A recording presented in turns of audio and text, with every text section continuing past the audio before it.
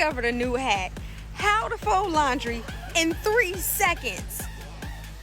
Can't share. That's over right.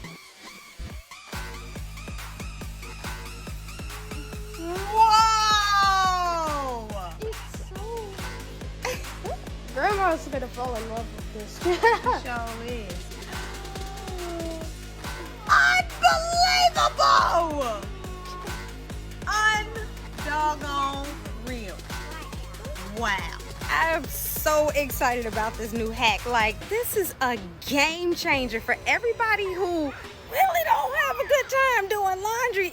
I feel like everybody needs to know this. And I feel the same way about tithing. My mama taught me about tithing, but back in the day, I used to hate it. Kind of like I felt about laundry until I discovered this new hack. And the reason why I ain't like it was because I didn't want to give God my money. So one day I read this scripture about how God likes a cheerful giver. And in this scripture, God is talking to us like, if you don't want to give me the money, I don't even want it. So I'm like, God don't even like it if I give him my money this way. I don't even want to give it to him. So we can't win. What are we doing here? So instead of me just not tithing at all and having God have an attitude towards me, because who wants that? Instead, I prayed and I asked God, can you turn me into a cheerful giver? Like the scripture says, like, I want to be happy about tithing. And so he did. So back in the day before God made me use TikTok and YouTube as a platform for doing ministry, I used to do it on Marco Polo. And we had this challenge. I was reading in Malachi. You know, I'm reading the Bible all the way through for people who don't read the Bible. So we got all the way up to Malachi. And there's a scripture that says, like,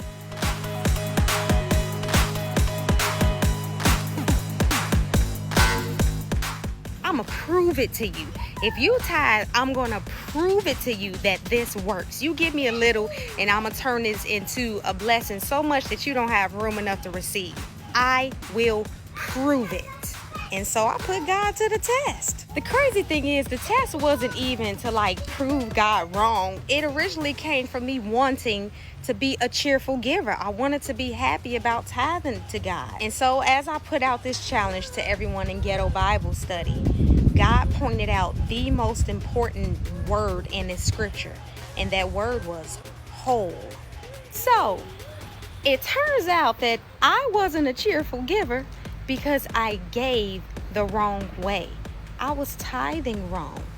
I never gave the whole tithe to the church.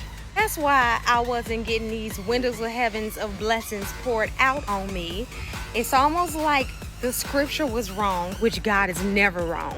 And so when he pointed out that when you don't give the whole tithe to the church, but you give your tithe to family members or friends, and they wind up smoking my money, do you think that's my intentions for my money to bless and help my people? Dang, I was tithing wrong.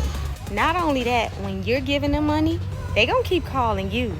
They'll never get to know me as Jehovah Jireh, as their provider. No, you're their God, because you keep saving a day and you won't allow me to do it. So from that moment on, I decided to give my whole tithe to the church according to scripture, the right way, so that God can bless me in the right way and the scripture won't be broken. And also, if I still wanted to help people, which I was in a position to do once I started tithing correctly, I can still help them out. That's just called offering, not tithes. It's a win-win.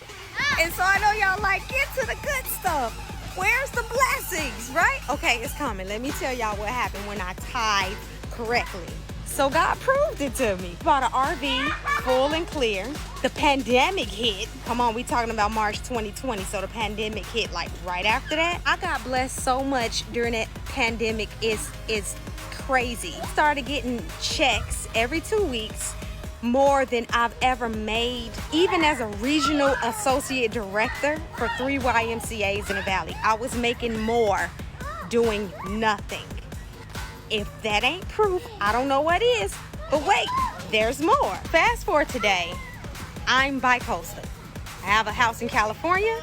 I have a house in another state that's fully paid for, no mortgage. I'm only 40 years old. I don't know anyone else who owns a home with no mortgage. We also still have our RV we're about to rent out, which is more cash flow. And the blessings just keep coming and coming and coming.